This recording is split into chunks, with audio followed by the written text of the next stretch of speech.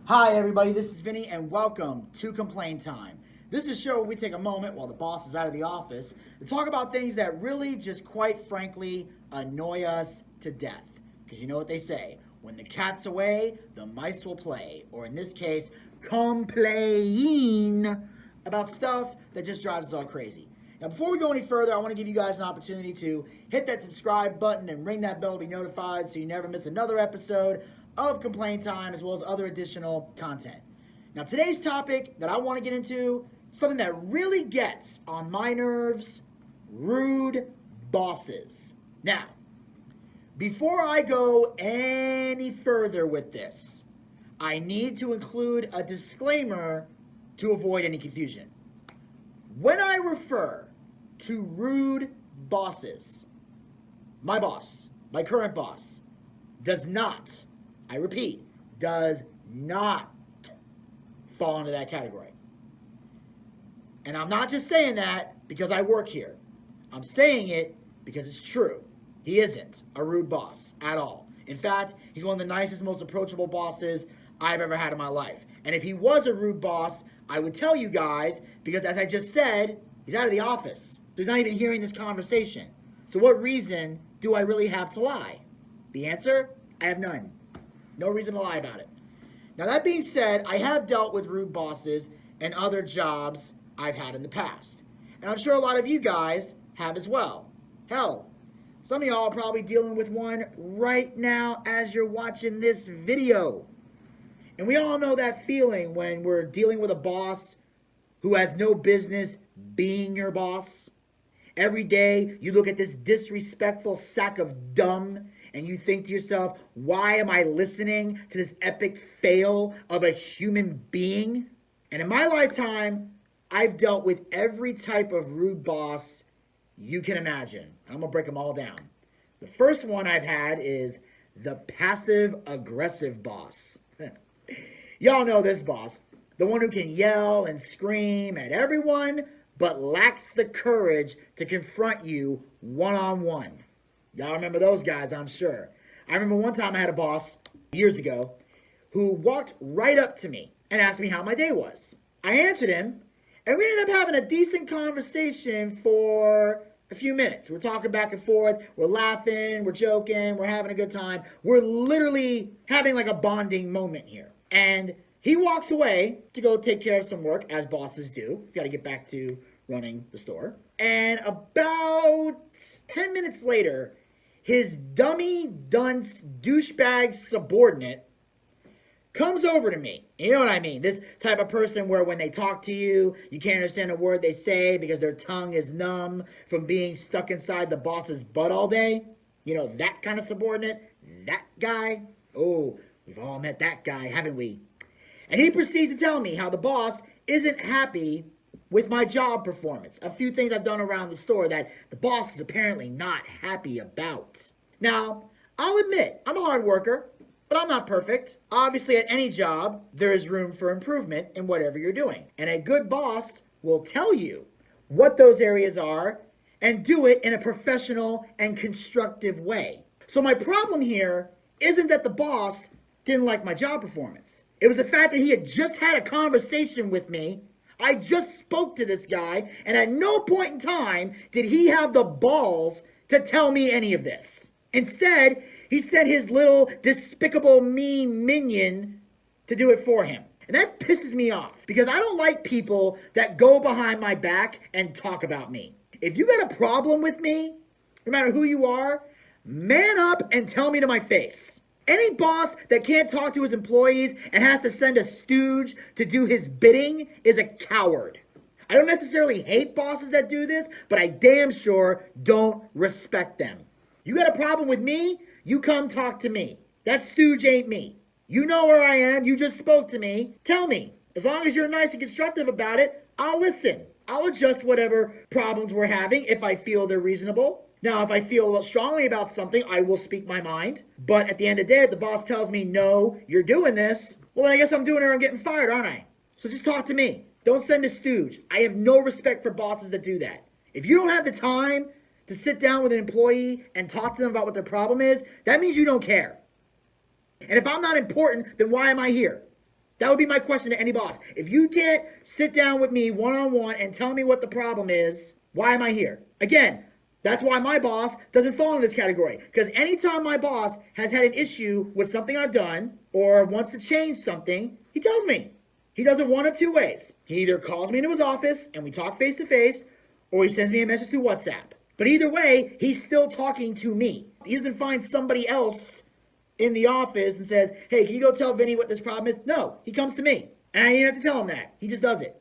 That's a good boss. We talk. And again, on times where I might disagree with something he says, I speak up, and I'm always professional while I do it. And he's professional when he does it. So it works. Now, I can go on about this one all day, but I don't have all day. I do have a job to get back to. Second, of course, is the manipulative boss. Now, this is probably the hardest of all the rude bosses to deal with. Because at least with the other types of rude bosses, you see them coming. And you can prepare yourself to deal with them. But if you have a boss that is a master of manipulation, you can't really prepare for it because most times you don't see it coming until it's too late. I had a job one time that was one of my dream jobs in life. And at the time, my boss had me believing we were a team on the many projects we were doing. But the truth is, there was an I in this team, and it wasn't me. And I found out about a year into the job that this boss was more concerned about his interests than mine, and had me doing different jobs in different departments, none of which I was qualified to do, and none of which I wanted to do. But my boss didn't care. All my boss cared about was getting the job done, and he was getting it done at my expense. And as a result, my career goals took serious damage. And even to this day, I still haven't fully recovered from it. The worst part about this type of boss is that at first, when you're given so much to do, you see it as a compliment because this person trusts and depends on you, so you feel like you're doing a good thing. But it's not until you realize what you lost in the process and the fact that there is little to no payoff in the work that you're doing that you realize you're being taken advantage of. And it's even worse when you're someone who is uncomfortable with speaking up about how you feel. And I know this because at the time that I had this job, believe it or not, I was that type of person. And it was the experience I had at that job that has made me speak up more when I'm not comfortable with something. It's part of the reasons why, if you're on my personal Facebook page, you see me posting about how I don't take crap from people anymore, or I don't lower my standards for people anymore. I don't try to be accommodating as much as I used to be anymore because I got tired of being taken advantage of. And it was the experience from that job and having a manipulative boss. Third boss in this saga is the unfocused boss. Now, I'll be the first to admit, I have the attention span of a gerbil. I can sometimes get distracted and, squirrel. Oh, there's a squirrel. Run, little squirrel, run, run, run. No, don't let the dog eat you. Run, run, get the tree, climb the tree, climb the tree. All right, he made it. Okay, anyway, where was I? Oh yeah, unfocused boss. I can tell you right now, the most irritating part of any job I ever had was when I had a boss whose attention span was shorter than mine. Especially when they ask for my advice on something, I give it and they don't implement it. Or they forget to implement it and a good idea goes right down the drain. And then they're upset about it when the whole thing was their fault. I've also had situations where almost every boss I've had, except for this one, and circle, underscore, highlight the words, except for this one. Again, my current boss does not apply here. Where he would give me a task or an assignment to do. I go do it, and while I'm in the middle of doing it, they come and give me a completely different task to do, and I explain to them I'm not done yet with task number 1, but yet they say task number 2 is more important. This has to be done now. Then you start working on task number 2, and then they have the audacity to come up to you and get upset because task number 1 isn't finished yet. It's like, look, Michael Keaton in Multiplicity, I can't be in 50 places at once. I know that's a secret fantasy that you have in this dream world you created that you're holding us all hostage in, but it ain't possible. So pick a project and stick with it because you drive us all insane with your stupid, pointless, unrealistic expectations. I swear to God, if I still had hair, I'd be pulling it out. Actually, here's a little secret. You want to know how I went bald? From years of doing this. What do you want from me? But I digress. On that note, we move on to boss number 4. Now, on a personal note for me, this is the worst boss of them all. I have dealt with several of these in my lifetime. Again, excluding this one. And I have hated and despised every single solitary one of them. And that would be the micro-manager boss. These bosses are a gift from Satan himself. And I am not talking about the cool one, like from Lucifer on Netflix. I'm talking about the bad one, like from Supernatural. The reason I hate these types of bosses so much is because I know the reason that they micromanage. And the reason is because they want to feel important and throw their weight around. They want to go on an ego power trip. And most of the jobs I've worked in my life, I was the best one there, not bragging, just stating facts, and I knew what I was doing, but it wasn't exactly the way this particular little pissant wanted it done. They felt the need to bug me, just keep annoying me. Now, I can understand micromanaging somebody if they're terrible at their job and need constant supervision. But if you got an employee who is getting the job done and everyone likes, even if he's marching to the beat of his own drum, leave them alone. Just sit back and count your money. Don't worry about if he's following some BS script in an employee manual. Don't worry if they're following a rule that even the managers themselves don't follow, which I have experienced many times over. Micromanaging doesn't make you a good boss. It makes you a pain in the butt that nobody wants to work for, least of all me. Now, the final boss. And I love how all the video gamers are going excited when I say that. The final boss I'll talk about today. And for the rest of you, this is the worst boss of them all. The put down boss. These are the type of bosses that the best way to deal with them is to go find another job, and then once you've officially hired, walk into their office, and before you quit, just crack them right in the jaw. I definitely had some bosses like this in my lifetime. And the fact that they were female is the only reason I'm not in prison right now. If a man had spoke to me the way these female managers spoke to me, I'd be in prison. I'd be in prison.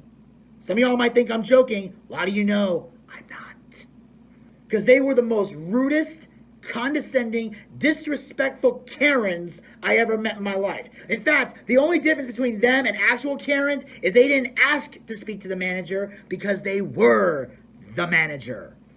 And I'm not gonna lie, there were times when they spoke to me that it took every ounce of strength I had not to smash their faces into the counter of my register. In fact, there were times where I had dreams at night. I would either daydream at work or be asleep at night, and I would dream of them being rude and disrespectful to me, and me picking up my scan gun and just pistol whipping the crap out of them, like Ray Liotta in Goodfellas when he cracks the butt of the gun against that dude's face and goes, "If you touch her again, you're dead!" You know that scene? Bosses like that don't deserve to be bosses. And in the long run, their business isn't going to last. Because once that type of reputation gets out, nobody's going to work for them, no matter how much money you pay them. Now, I get it. Husa. Now, I get it. In some cases, there can be misunderstandings. Some bosses have this type of behavior, but they mean well and just want to be successful. And sometimes if you're able to talk to them about these problems, if you're able to speak to them, they are open and willing to change. And they can become good bosses over time. But there's also a lot that aren't. And if you meet one like that who is set in their ways, you got to get the hell out of there. You have to leave. Because in the long run, it's going to affect you physically, mentally, emotionally, and in some cases, financially. Also, if you're a boss and you're watching this video and you exhibit any of these kinds of rude behavior, I leave you with two choices. Either A, get it together, or B, get bent. Well, anyway, I can see my boss is making his way up the stairs, and of course I mean the good one.